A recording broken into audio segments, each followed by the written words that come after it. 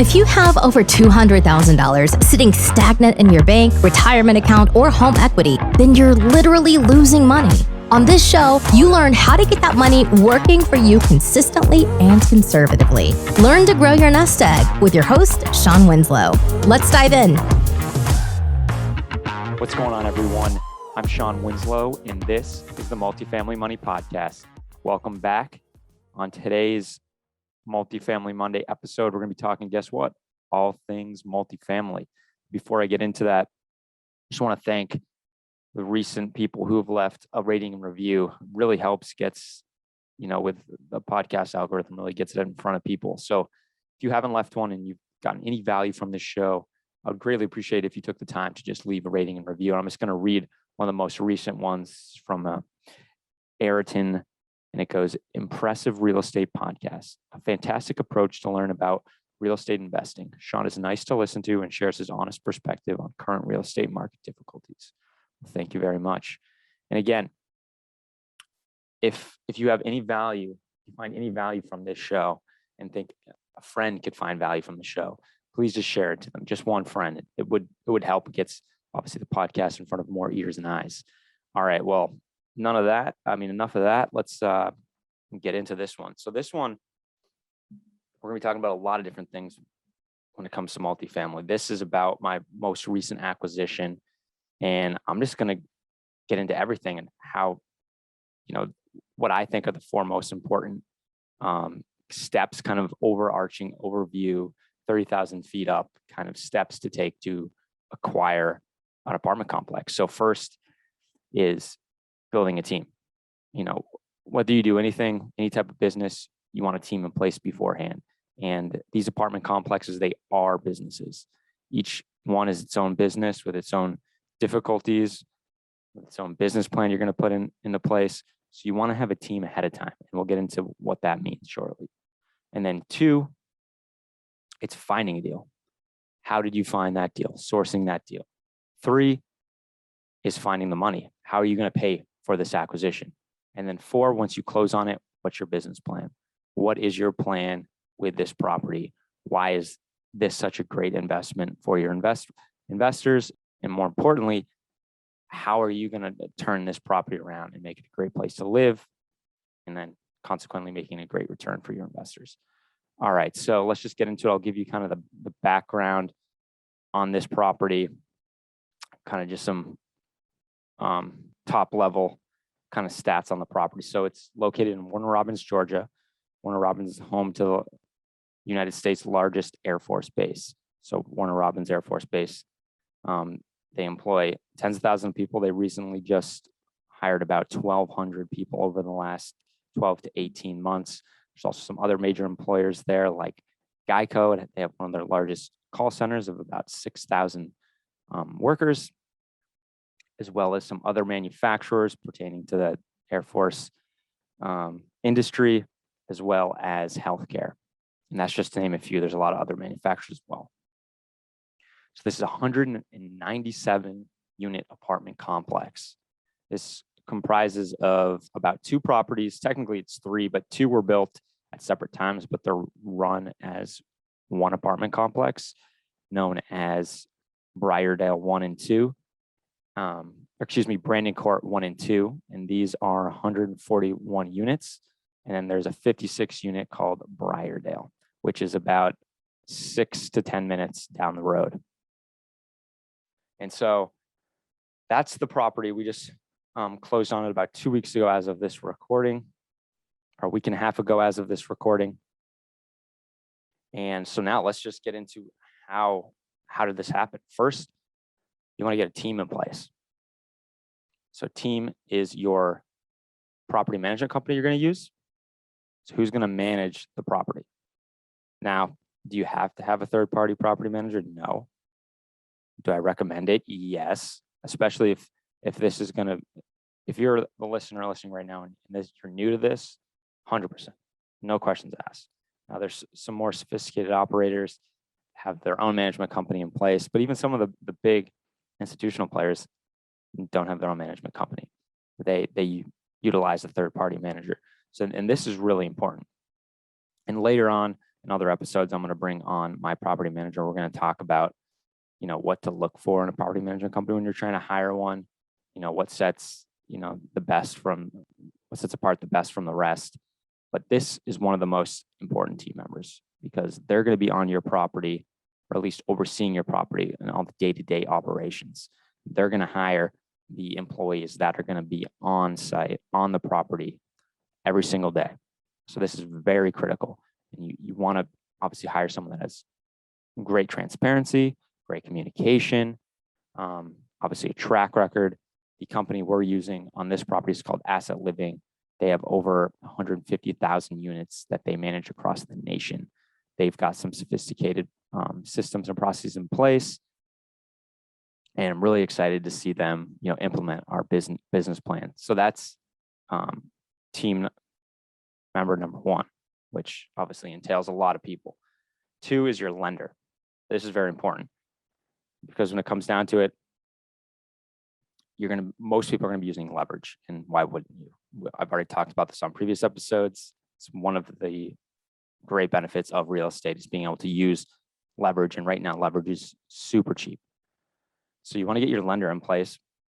And I'll get into more in a little bit on when to bring this individual in when you're looking at deals. But you're going to want to get a relationship at least started, at least communication started before you go pursue anything. You want that team member in place. So when you do get a prospective deal, you can easily call them up, email them, get things rolling. So that's super important. And you can find these guys anywhere. Depending on the type of deal you're doing, you might use a local bank, local broker, or a national broker. I use a national broker with Bracadia. They cover the whole country. And Aaron is his name. He's great. And I can call him up whenever I want, pick his brain on how the market's doing, where rates are at, kind of what we're seeing for different types of deals. And then obviously when I get a prospective deal, I reach out to him and get the ball rolling with him.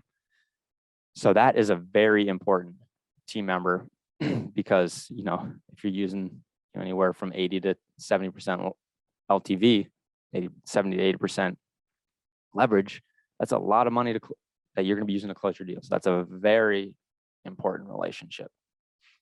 And then next, obviously, you want your attorney. Your first attorney is to go over any type of legal contracts. So like your PSA, when you're redlining that. So what that means is when, your LOIs, your letter of intent is accepted, you then go into what is known as the purchase and sale agreement, the PSA. And this is going to be generally negotiated between two attorneys, attorney from the buyer's side, attorney from the seller's side.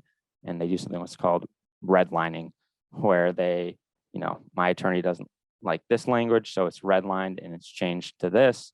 And then it goes back to the seller's attorney, and they either agree on that red line or they redline it and change it to what they want it to be. And that can go back and forth. And that's generally why they said PSA can take anywhere from 1 to 2 weeks, hopefully not longer, but it certainly can. We all know why it could go longer. But anyways, the next attorney you're going to want is if you're syndicating. And for those that aren't familiar with the term, which I'm sure most of you are, syndicating is when you're pooling other investors together to acquire something. So in this instance, you're pulling together investors to buy an apartment complex. The simple way I like to look at it is like, think back to when you were a kid. Maybe you and your siblings, if you had siblings, you wanted to buy something nice for your parents. That nice thing you couldn't afford yourself, but if you all chipped in, pulled your money together, then you could. Or maybe it was your teacher.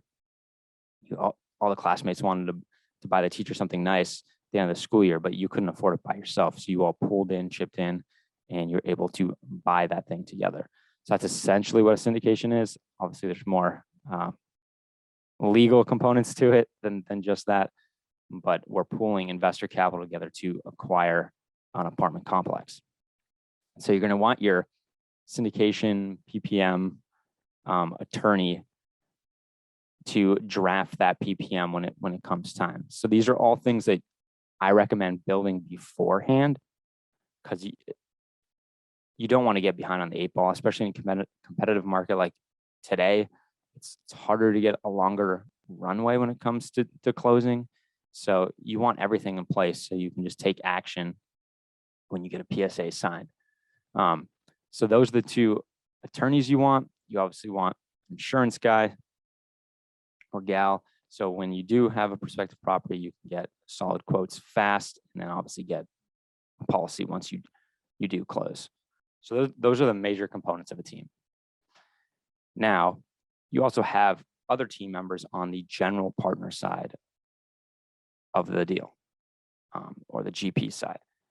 And, could you take it down yourself? Of course. But a lot of syndications these days have a few partners on the GP side. So that is your team as well. Now that could be, someone who maybe has a lot of experience running apartments or managing apartments, operating apartments. So they're going to be on your team. You have someone called a key principal, a KP, meaning they're going to qualify for the loan. And on the lending side, we'll get into that in a second of what usually it takes to qualify. Obviously, it's all different per property, per the debt you're getting. But you need a key principal to be able to have the liquid net worth, the total net worth, the experience to qualify for that loan. So that's an important team member. And then you might have some other people on the team, maybe it's people that are running, the due diligence, investor relations, kind of back end stuff. And then everyone is usually raising capital together, bringing their investor capital in. All right, so that's kind of the main aspects of your team. Like I said, there's more that'll come into play that'll come up in this conversation, but those are the major pieces that you want in place before you go. All right, so now how to find a deal, and how did I find this deal? So how I found this deal is I utilized someone on my team. So my lender, Aaron, I reached out to him. He works for Bricadia. They're a national company, as I mentioned before. So they have a lot of access to data across the country. And the specific data that I was interested in is the sales data, sales of multifamily properties in specific regions and specific markets. Specifically, I look at the Sun Belt, the Carolinas, Georgia, Florida. So I asked Aaron and his team to run a report on sales over the last 18 months in those markets and the brokers that were doing that business. And so that's what they did. And then once I had that list, I just started calling and emailing the top brokers. I kind of broke it down to see, all right, it looks like this transaction size compared to the volume, they're probably doing CB class. These guys are probably doing A class. So I'm going to focus on my niche spot, which is the B and C class properties. So I just started calling and emailing these brokers, and, leverage. I put together something that we call a credibility kit, which, has your team on it, their experience, what you've done, and then also the criteria of like the properties you're looking for.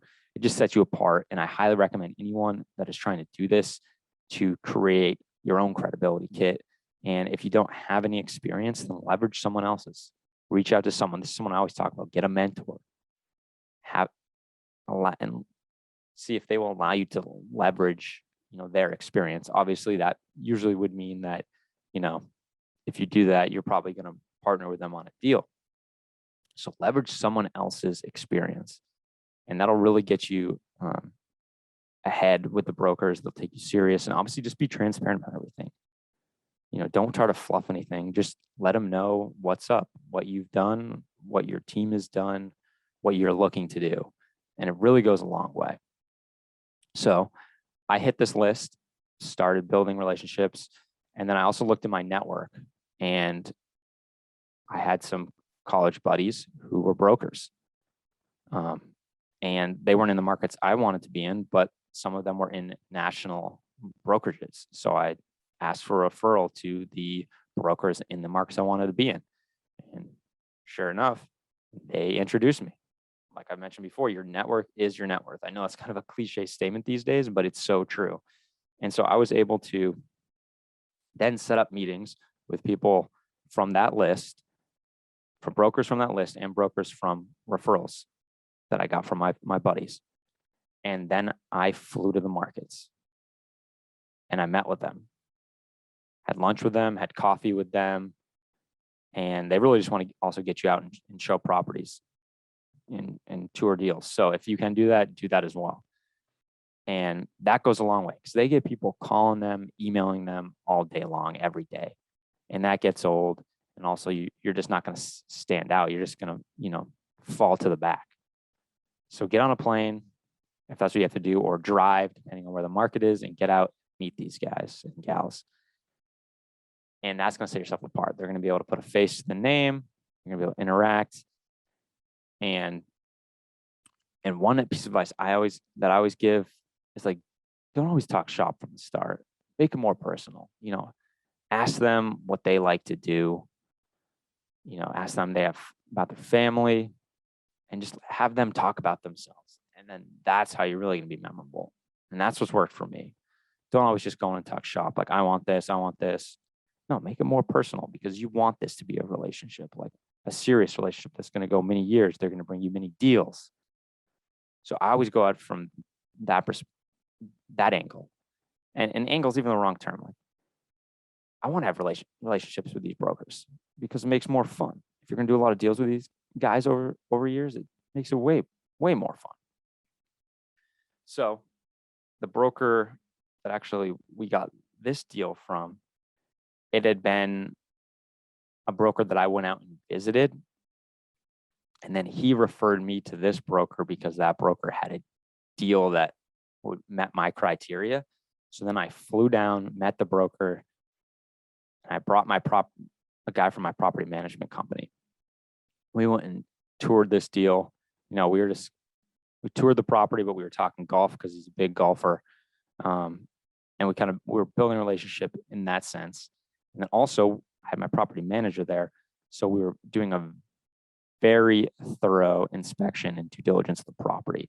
And at the end of it, he was super impressed. He's like, wow, you guys had the most thorough walkthrough of this property that we've had. And to be honest, one of the most thorough ones I've seen in a long time. And I think that goes a long way. It shows that you're serious. You're not just wasting his time, kicking the can down the road. You're there to buy properties. So you're taking it serious, bringing your management company to run serious, preliminary due diligence to see if this is an opportunity you want to go after. So then, him and I would just go back. We text. I'm going to be playing golf with him in the next couple of weeks. And that's what it's about. It's building those relationships. And so then when it came to making offers, he remembered that. He knew we were serious. He told the seller, like, these guys came and walked the property with the property management company. They were very thorough. They have a great track record. And then on top of that, I actually brought a partner in on this deal. And he has actually done a deal with this, not with this broker, but with their office in the past. And that obviously helps because they know, not only did they see that we were thorough, but now they know that we can close, that we can perform, we can close on a deal. So that got us to the best and final round. And just like anything in the market, I'm going to be as transparent as possible. Right now, it's all about having hard earnest money. And for those of you that don't know what that term means, think about when you're buying a home or anything, you put a deposit down, right? So they call it earnest deposit money. And so in today's market, it used to be you'd put the earnest money down, there's contingencies, right? So you'd go in escrow account, you'd have financing, inspection contingencies, and then if something happened, you'd get, if it pertained to inspection or financing, you get that money back. Well, in today's market, it's so competitive that your earnest money goes hard, meaning non-refundable on day one. for a while, it was like, oh, it goes hard after, the start of due diligence or like after due diligence, but now it goes hard on the signing of the PSA, the purchase and sale agreement. Now, there's some things you can do, some language in the LOI that you can put in place so you can kind of get access to the property in between when the LOI is signed and when the PSA is signed, which, like I said, can be up to 2 weeks. So if you're going to do that, it's important to get that language in your LOI because that can save you a lot of headaches. Because if you're just going hard on the property day one without getting some inspectors in there, like a roof inspector, plumbing inspector, some of the, the big things, that could really screw you. But we had to go hard day one of the PSA. So we had to bring, for this property, I'll be transparent, we had to bring $200K, go hard day one. If for any reason we didn't perform, we would have lost that $200,000. Unfortunately, that's where the market's at. I don't like it. I know my partners don't like it, but that's just where the market is at. And if you want to dance, then you got to do it. So that's where we were at. We obviously our LOI was accepted, and then our PSA was signed. And then that's when the fun starts. That's when you get your due diligence teams in place and you get down to the property as soon as possible. So we were down there for 2.5 days straight. We had myself, my 2 other partners, and then our whole entire property management and their team. And then we had contractors and inspectors out there to give us, more solid numbers, because when we go into this, we kind of do a rough amount of what we think our CapEx, so our capital expenditures, the money we're bringing to reposition the property, we do kind of a rough estimate of what we think that's going to be. But then when you're on their when you're down there for due diligence on the property, you want to get more solid numbers. So then you can go back to your lender or go back to whoever you're raising that money and give solid numbers. And sometimes the lender wants to see it, even if you're raising that from private money, they still want to see the amount of money you're putting in. And sometimes even the insurance company does too. So it's really important to get those solid numbers. So for 2 days, we walked every single unit. And I'm not kidding, we walked every single unit. And that's very important. Even if they won't let you say, no, I'm going into that unit or those units, you got to see every single unit. You want to know what's going on in the property. Because look, we walked into a property on the 56 unit and it was completely down. That wasn't disclosed to us. We could have gone back and retrade, but we don't like to operate like that unless it's something completely egregious. But, we want to make it as smooth as possible with the brokers because, they appreciate that. So then we had to put that into our CapEx budget. All right, this unit is completely down. So we need to bring in 20 to 30K, maybe even more to get it up and running. So that's very important. And so I'll get into more of the business plan of what we're going to do with this property. But that's kind of also what you figure out when you're there. Obviously, the first time when I walked that property before I submitted an LOI, my property manager and construction manager and I had an idea of what we would do to the place for kind of like preliminary business plan. But once you're there for like your official due diligence, that's really when you start building that business plan and how you can reposition that property.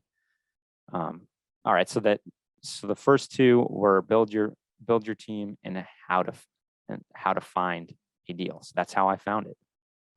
I just started reaching out and really fly down and meet these guys, break bread, have some coffee, talk personal stuff, ask them what they like to do. I remember there's 2 of them that I flew down, and this wasn't together, this was separate meetings, and they both asked something along the lines of like, so what brings you down to the area? What are you getting into? And I'm like, oh, I just came down here to meet you guys. And they're like, really? You flew all the way down here to see? Yeah. I want to buy some apartments in your market, and you're the one to talk to. And that goes a long way. So make that apparent too, that's why you're there. But yeah, it's all about building that relationship, because in the long run, in the long term, 90+% of these deals are sold by brokers. Yeah, you can find them off market, sure. But majority of commercial real estate, specifically multifamily apartment complexes, are sold by commercial brokers. So that's very important. And one piece of advice I'll give you is if you say you're working with X broker, let's call him Sam the broker.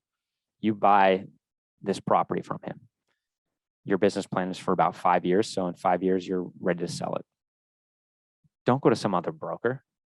Bring it back to Sam. So not only did you feed him when you bought it, he got commission, but you're going to feed him when you sell it, and he's going to get commission. And they'll remember if you don't bring it back. And then when you want to go buy that next property from him, they're going to remember that. But if you bring that property back for him to sell, he's also going to remember that. And then when you go to try to get that next property from him, he's going to remember that, and you're going to have a very good shot at getting that property. More likely than not, if your offer is one of the top ones, you're going to get that deal. So that's very important. All right. So now the third thing here is the money, finding the money. How are you going to acquire this property? So as I'm sure you're aware, we acquire it using leverage, which most people do. So you need your lender in place. So they're going to give you anywhere from 70 to 80% LTV. On this one, we were actually, before I get into that, so when do you want to bring the lender in? And for me, it's early as possible without wasting your time. So don't send every deal you underwrite to them. Don't waste their time. Then that's just foolish, and you're not going to get a good response, and that's just going to hurt the relationship.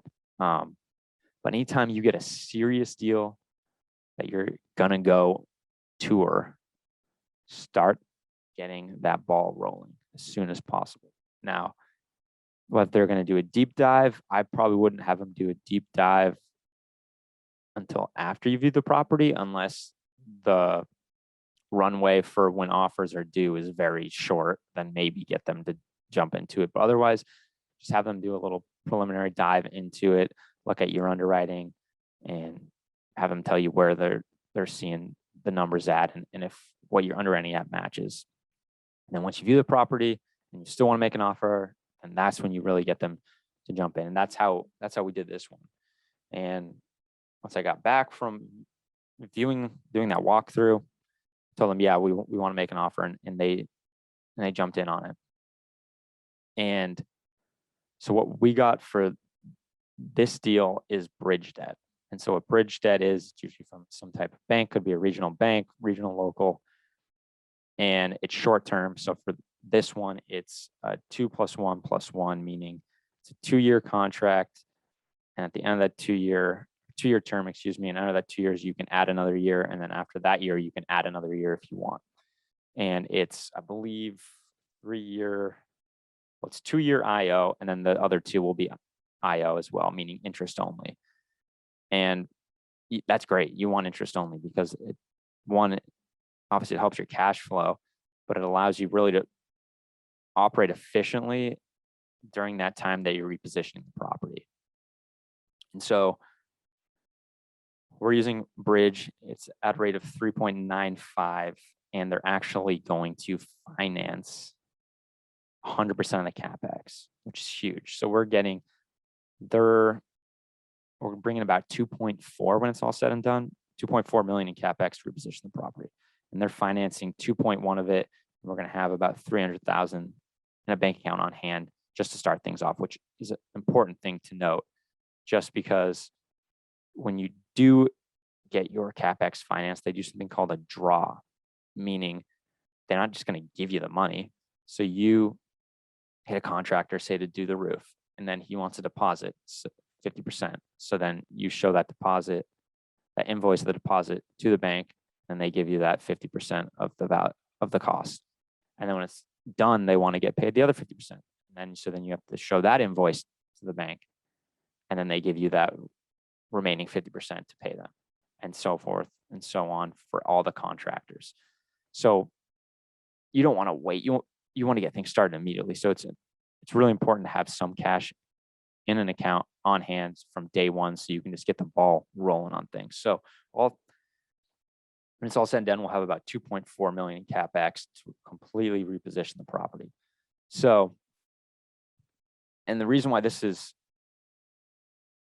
it's good to go with your CapEx finance in this market. Like, it's not always, but why it is and why we're willing to put up with the draw is because rates are so low. 3.95% on 2.5 million is a lot cheaper than 2.5 million paying 7% in 7% preferred return, which we are paying to our investors that are bringing the remaining amount of money. So a lot cheaper, helps the deal. Deal will cash flow a lot better returns for our investors.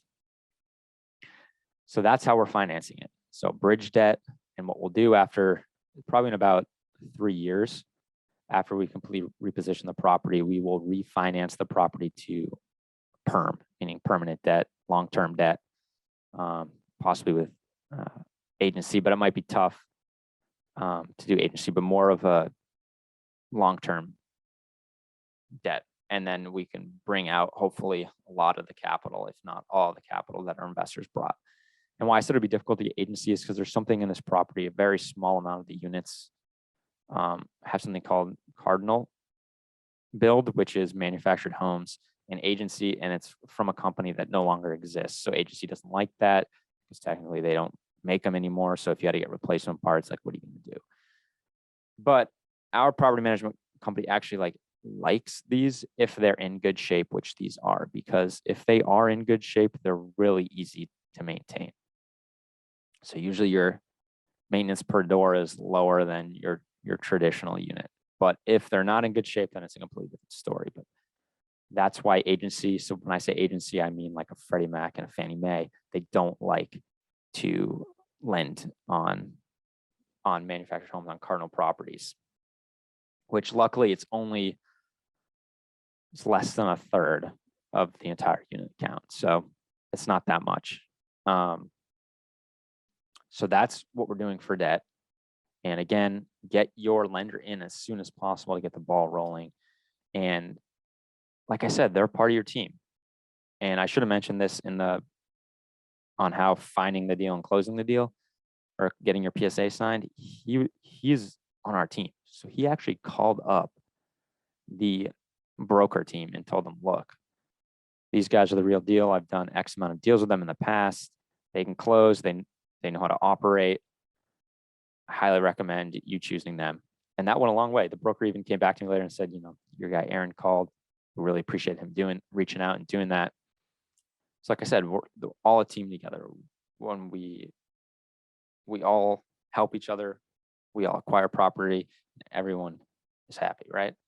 He gets paid, we get paid, investors get paid, and then we go improve a community for the residents. All right. So now the other part of the money is your investors. And so we needed to raise, obviously, for the down payment, closing costs, other ancillary items to close on the property, and then also that, $300,000+ to have in the bank to get things running from day one.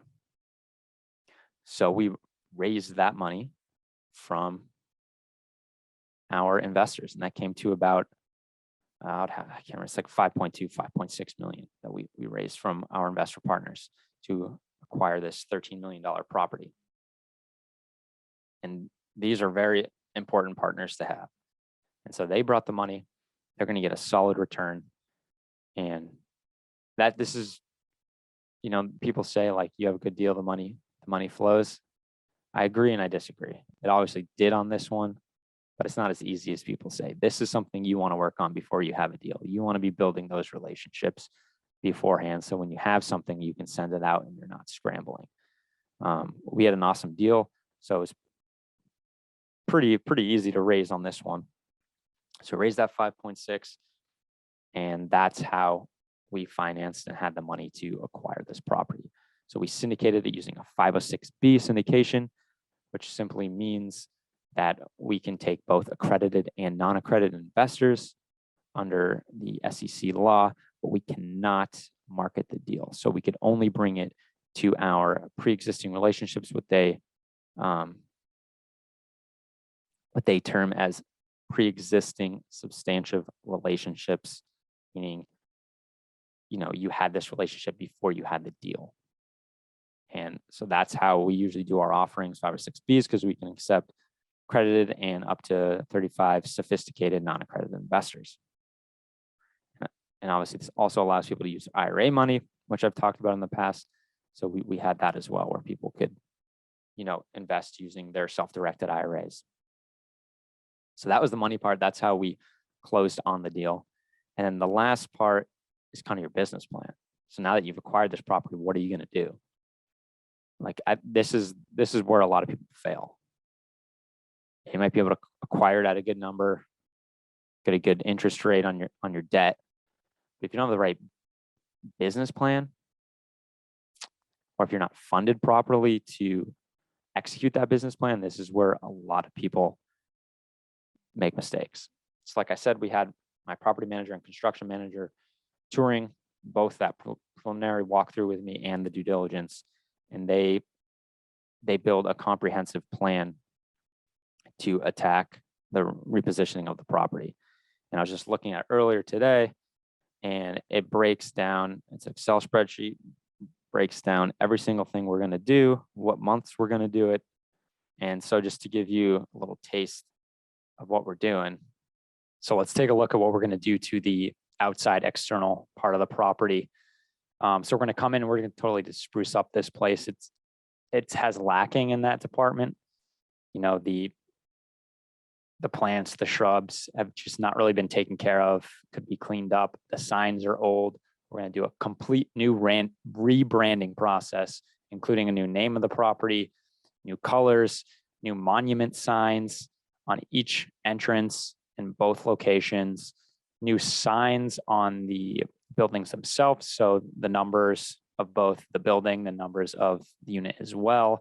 And then we're going to completely repaint the brick and the wood on the properties in part of this whole rebranding process. So it'll be more of we haven't honed in on the exact color, but it's more of what you're seeing, light grays and taupes, more of that modern type look with some black accents. And then, so we'll be cleaning up the property in that sense, just overall cleanup of the property, the grounds, putting enclosures around the dumpsters, that just cleans it up, new LED lighting where there isn't any, lighting on the entrance of the property. We'll redo the leasing office, new furniture, new paint, new branding to continue in there, possibly new flooring in there. We'll do new roofs, and then we're going to do new HVAC. I think it was when I looked, about 80 some odd of the units of the HVAC units need to be replaced. So we'll be taking care of that. The road, reslurry, restriping. So that's kind of just to give you a taste of what we're doing on externally, which is it's quite a bit. It's going to be a heavy lift on the outside, but it's going to completely change the look and feel of this community, both for people who currently live there, and then also for prospective tenants. And then eventually, if we go to sell this one day, for a prospective buyer as well. So then when it comes to the inside of the property, we're going to continue a value add strategy of new flooring, laminate vinyl planking, so LVP flooring, new lighting package. We'll be doing some of the cabinets, repainting them, resurfacing, probably just do the new doors, so new shaker style doors. And then we're going to streamline all the hardware, such as, hinges, pulls, and streamline all that, make it really clean, really nice look. There's already actually one unit that was being redone when we were inspecting the property, and they did a fantastic job. So we'll probably be using that same crew to do that. And that's another important aspect. If you're looking at a property and you see work that's done really well and you like the quality, if we were lucky that they were there, so we got their contact information right from them. But if they're not, ask either your broker or ask the on-site staff, can I get in touch with this contractor? So we're lucky. We'll probably reuse them because I did really quality work on the type of finishes we like to do.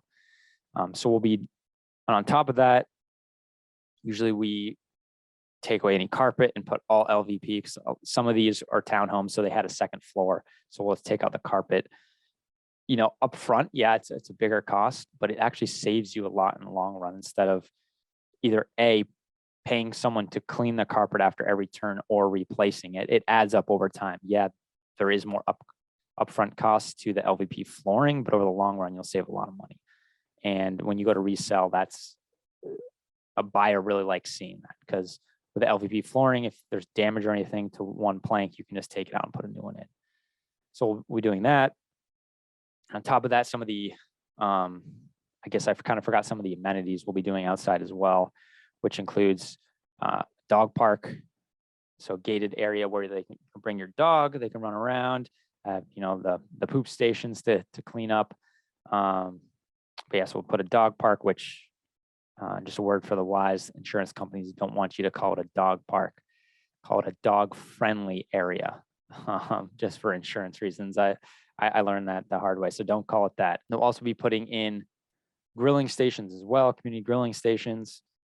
And we just really want to spruce it up. One of the properties, the smaller one, really needs a lot more of the external love, cleaning it up, really making it feel welcoming. But then back to the inside, the internals of the units, it's a lot of, so as we turn them, it's just primarily focusing on just bringing them up to more of a modern style. So with that, the grays, the whites, the modern hinges and door pulls, modern fronts of the cabinets, the LVP flooring, LED lighting. We also do something cool, and it's really cheap, is we get these outlets that have the USBs in them. So it'll be your normal outlet, and on the side it'll have 1 to 4 USB inputs, USB outlets. People love that. Usually we put one in the kitchen and maybe one in a bedroom. People love that. It's just a small thing. It'll probably cost you like anywhere from $1 to $2 at Home Depot, and especially when you buy it on scale. So we'll put those in, and we'll be doing that on every turn. And then kind of the common areas we'll be sprucing up as well. And so that's primarily the business plan. What we try to do is we try to get in and do that as soon as possible. Obviously the outside you can get done a lot quicker, because you're not interrupting anyone's living to do that. You're just going in, or not even going in, just going to the property, whatever it's repainting, new roof, you can just get that done. And same with some of the amenities, which I forgot to mention. We'll be redoing the laundry room, new flooring, paint, put in an access system on the door, new lighting. So we'll be able to get all that done pretty fast. I would say definitely within the first year, maybe year and a half. And then when it comes to inside the units, if there's any vacancies, you obviously do those right away, and then as they turn. So as someone leaves, or even sometimes you can, if someone wants to renew, maybe they want to renew into a newer unit, and then you can, turn. When I say turn, that means just renovate. So you can turn their unit and we'll renovate that. So that's kind of the business plan. So we would like to do it, wishful thinking. You want to get it done in the first year. Usually that won't happen. So I would give it probably 2 to 3 years, but closer to that 2-year time frame, we will have repositioned the property, at least to the extent that we're really going to see some great upside. And then when that comes, we'll most likely look to refinance and get out of that bridge debt. So once we do that, you come and fix the units, and all while you're increasing the rent to market for that style of unit. And just looking back at some of the comps, we could see raising rents anywhere from $100 to $150 a unit on average. Some might get a little more, a little less. And we're already kind of under market, and there's some that are even getting over $200 in bumps in the market. But I like to underwrite conservatively, under promise, over deliver type of thing. So I'm more comfortable saying we'll get around 100, 130, 150 bumps on those units. And improving the outside actually helps you garner higher rents too, which some people don't really think. It's all about the inside, but it's like the saying, people don't judge a book by a cover, but people do. And they won't, when they enter that property, they want to feel comfortable, they want it to feel welcoming. And so that's our plan on the outside, is that whole rebranding process, to just make it a really nice looking property that's welcoming, and somewhere you'd be proud to live. Then the inside, same thing. And so after about 2 to 2.5 years, I'd say we'd be looking to refinance into more permanent long-term debt. And hopefully at that time we've done our job well enough where we can take a lot of investor capital, off the table and return that to them, and then continue the business plan of, turning the units, because this is not a property where we're not kicking people out. So there's no way we're going to be able to turn 100% of the units in the first 2 years, especially because this property does not have a high turnover rate, which is a good thing. Turnover kills investment properties. You might be thinking, oh yeah, but I can, renovate and increase rent. Yes, but you're losing money obviously when you're doing that. And turnover can kill a property. So it's actually a good thing we don't have high turnover, but it's the caveat to it is that you can't necessarily turn 100% of the units fast. But we're going to be able to turn a good amount of them. Obviously, completely reposition the exterior of the properties. And I'm really excited about this one. We're bringing about 2.5 million CapEx. And we're going to completely, this is a heavy lift, 2.4 to 2.5 for 197 units. It's a heavy lift. It's over 10,000 a door in renovations. So I'm excited about this one.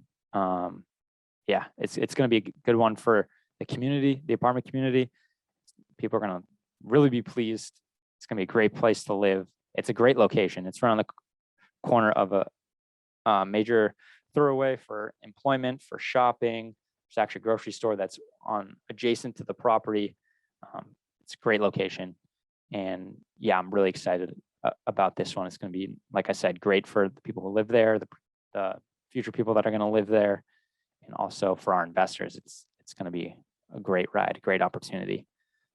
So that's kind of the business plan. And obviously, there's a little more detail to that. Obviously, we have KPIs and certain things we want to meet. And we meet with our property management, construction management team weekly at the beginning, especially. And then, kind of tapers down as we complete the heavy lift of it, probably to more monthly check-in on that. But we get weekly reports from them constantly, and we're constantly checking up on them. And I'll be flying out there in a few days to check on it. So that's kind of the game plan for this property, 197 unit portfolio in Warner Robins, Georgia. Really excited about this. And going forward, once we make, once we acquire our next property, which shouldn't be too far out, but as we acquire properties, I'm going to continue to do this type of thing. In the future, it won't be as much detail, because I felt like for some of my listeners that aren't really in this space yet, or are not, I guess, deep into this space, I thought it was important that I kind of explain some terms. So future ones, it won't go into as much. It'll be more like, all right, what's the deal with the property? What are the specs on the property? How is it financed? How do we raise money? How do we acquire it? And what's the game plan? It'll be a lot more streamlined conversation, a lot faster and shorter. But yeah, so just to recap, so we talked about, building your team. So got my property management company. I've got my lender, got my insurance people. I've got my general partners on the team.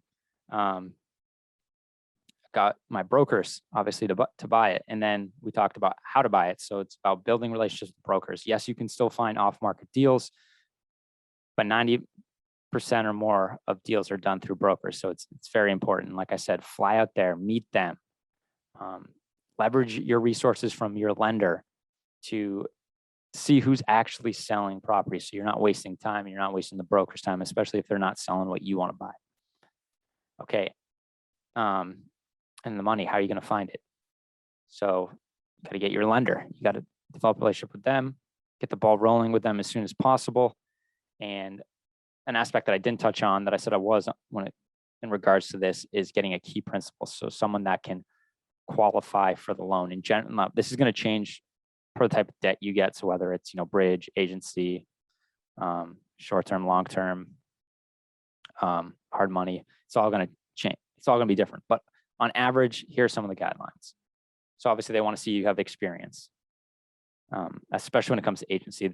They want to see that you've actually had agency debt. So that's when you're definitely going to need to bring on someone if you've never been on an agency loan. They want to see that you have a net worth equal to the loan. So if it's a loan for $5 million, they want to see that you have a net worth of $5 million. They want to see that you have a liquid net worth of 10% of that loan. So for $5 million, that'd be $500,000. They want to see, and that can be cash, stocks, anything that is considered, liquid, where you can, sell and have cash pretty fast. So those are kind of some of the general requirements. Obviously, that experience part plays a huge role because you either have it or you don't, right? There's a lot of people that could meet the net worth requirements, but not necessarily the experience, because you need the experience. So that's where it's important to partner with people that have that, and you can leverage their experience to acquire property. And then we talked about, from the equity side, you're raising capital. And like I mentioned, you want to start developing these relationships and letting people know what you're doing well ahead of time. Sure, can you, raise money last minute? Sure, some people can, but it's significantly harder. It's good to plant those seeds early, and then once you have an opportunity to bring it to them. And then we talked about the business plan. You obviously, your business plan, depends on what type of property you're acquiring. It's like the one we just acquired it's a value add play, a reposition play. We're buying, a C+ property that we're hoping to, turn more into a B- B property. Bringing CapEx, bought it at about $65K a door.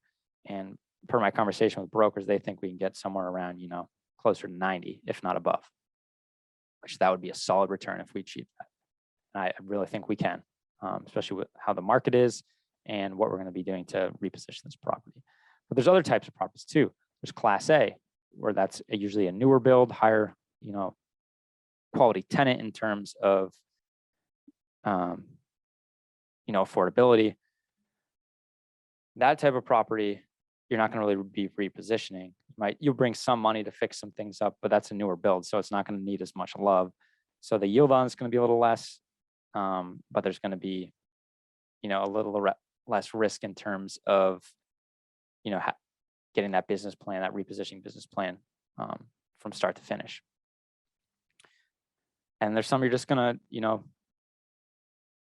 buy and hold, or, buy and flip. And then some people could say buy and watch, where you just buy and wait for the right moment to sell. So those are kind of some of and there's also something called a momentum play, where it doesn't necessarily have to be an A or B or C class. It could be any of those, where momentum play, there's already been some repositioning done, and you're just going to buy the property, maybe continue a little bit of it, and then also just bring rents up to market and reduce expenses through your systems and processes. And that's just going to create a rising income story. And that's what I call a momentum play. So those are kind of some of the main business plans, especially in today's market. You see a lot of those, especially value add, which we focus on, because I like coming in and it's fun. It's a project. You're coming in, you're repositioning a property, you're making a place where people love to live, and you're also getting a great return to your investors. So yeah, that's kind of what we talked about. If you guys have want to learn more, or really intrigued by this, it's two ways. One, reach out to me on Instagram, Sean Owens, @SeanOwins, so ShawnOwins, or go to our website, greenbriercg.com. Both will be linked in the show notes, but that's where you can find out more. And if there's ever be anything you'd be interested in passively investing in, please check out greenbriercg.com too. We'd love to set up a call and see if we're a good fit. All right, well, thank you all for your time. I know this was a little long-winded of me talking, but I thought it was a cool way to show what we're doing and let you know how we're doing it. So thank you for listening to this one, and I'll catch you on the next one. Hey, this is Sean Winslow. After being in the financial service industry for years and having candid conversations with good people just like you, I realized that so many of us are wanting an investment strategy that provides solid returns and consistent income without the bumps in the road. There's little known secret that your financial advisor doesn't want you to know. There is investment out there that is less volatile and the returns are stronger. Get more details by going to greenbriercg.com and clicking on the free e-report. And by the way, if this show has provided you any value, then feel free to leave an honest written review and of course share it with a friend who needs it. See you next week for another great show.